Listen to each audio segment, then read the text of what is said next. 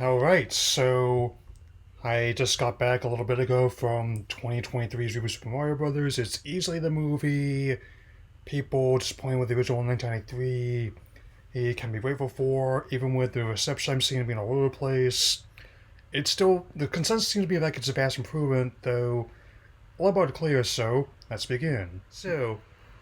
With the film follows Mario Brothers, Mario and Luigi, as they day to their lives as plumbers, and one day as they're trying to fix like a water main bursting in their home of Brooklyn, they end up basically getting isekai'd in the Mushroom Kingdom and have to form an alliance with Princess Peach in order to stop Bowser from conquering their worlds using the Power Star, which is basically the Infinity Gauntlet of this film, and the simple yet effective comparison I can draw, and I like how not just how bright and colorful the production is, but also how, and not just how it has obvious connections to the franchise, but also planting seeds all throughout the movie about Nintendo's future plans for potential home adaptations. Since won't be saying what, but if you see the film, you know what I'm talking about. How it's made, especially. It's even like it's got, even with the stinger, which I won't be going full details of, let's just say that the Mario Brothers will return in Super Smash Brothers. With all the foofara about the voice casting, I think they've done a fairly good job. That I can tell that they're really enjoying themselves, and it's not just the Italian voiceover that Christopher had. Like, the one thing that he reminded me most, even when he started workshopping the voice, was Kendall Bon's version in the Super Show. Every bit as much the Brooklyn aspect of the character as the Italian aspect. Heck, before Miyamoto co-produced this film, his landlord was famously Italian when he was living in New York, so definitely quite effective. And I always like how the music, how effective Brian Tyler managed to remix Koji Kondo's themes, give it the full orchestra, and definitely even incorporating like several like it's definitely elements of the vast legacy of the entire franchise now, from more recent installments on the Switch all the way back to the original Donkey Kong, including some deep cut connections that if you see the movie you're gonna really be pleased with. I guarantee you that. Anything, I think the plot being much simpler and more streamlined is actually a benefit to this film, given how infamously convoluted the 1993 film was. I mean, basically, the main plot is to not only for Mario to reconnect, rescue his brother, but also save both the Mushroom Kingdom and his world, which is much easier to follow than that gobbledygook about the parallel universe, and the enchanted hidden piece of the meteor that Daisy was hearing, and so definitely liking how DK's family was factored in there. Of course, it's going to be one of the most obvious spin-offs, and let's just say the CG's gotten a lot better since the infamous Donkey Kong Country cartoon, like they had back in the day. I mean, what the heck can I say, really? I mean, Beast Wars, it was not. It wasn't even like on the par with Reboot as far as I'm concerned in terms of writing or animation or voice acting.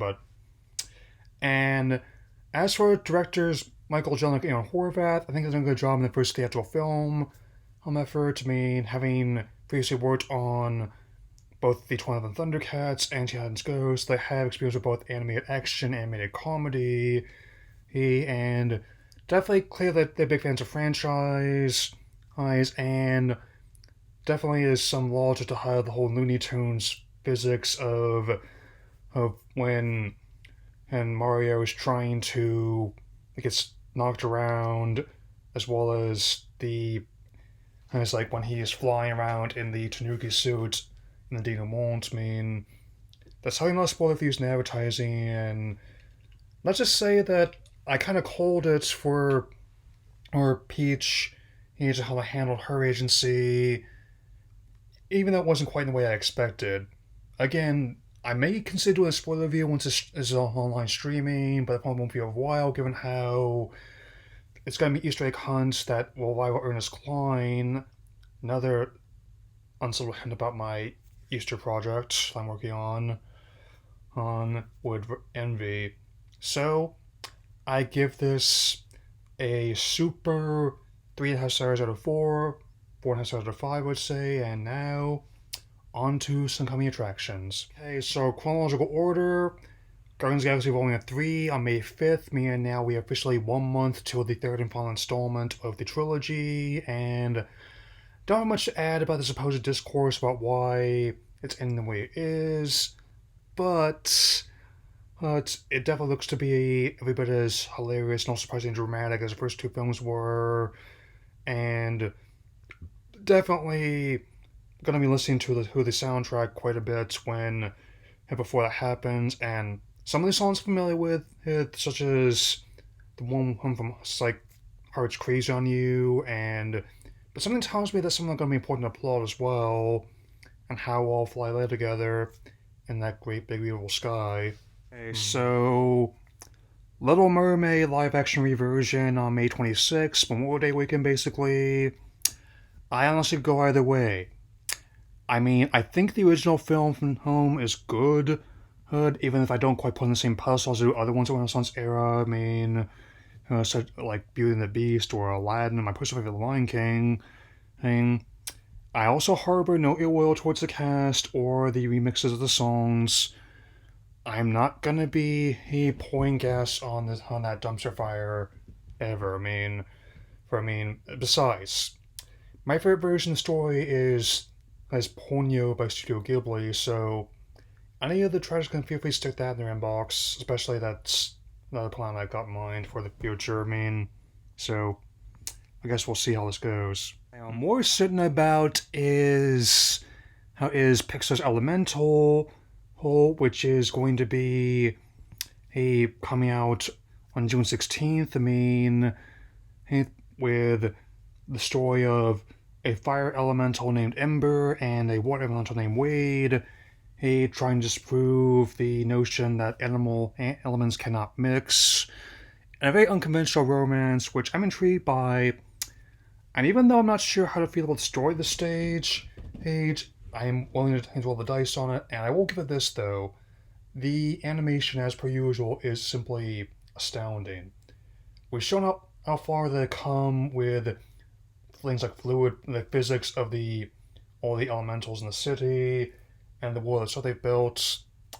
And also, like this short with Carl's date, which I think will also be like the finale of like the Upverse, given how the passing of Edward Asner. I'm gonna miss you, oh buddy.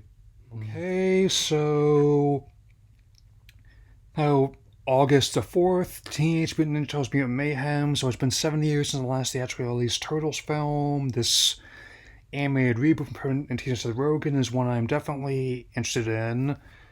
I mean, it's definitely going to be a unique take on the series, I can tell.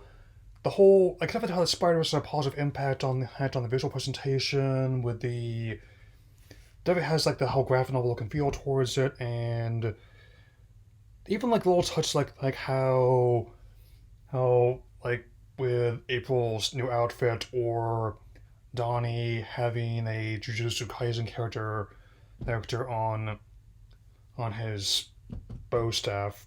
Personally, would have gone with MHA or Chainsaw Man, but other than that, no notes. And definitely feel more confident in that than Blue Beetle, which will not be addressed this time. Just say, having Green Lantern flashbacks in the worst possible way on that one. It can wait, though. Okay, so Trolls Band Together, November 17th. Look, I know the first two movies were popular, but that doesn't mean I'm not dreading this one. Far from it. Even though I do not plan on seeing it or talking about it too actively, I will regrettably be hearing about it quite a bit, and I think I'd be willing to wager that at the Hunger Games prequel, which is a set in a dystopia where youngsters fight to the death actually might have more her light hateness in it.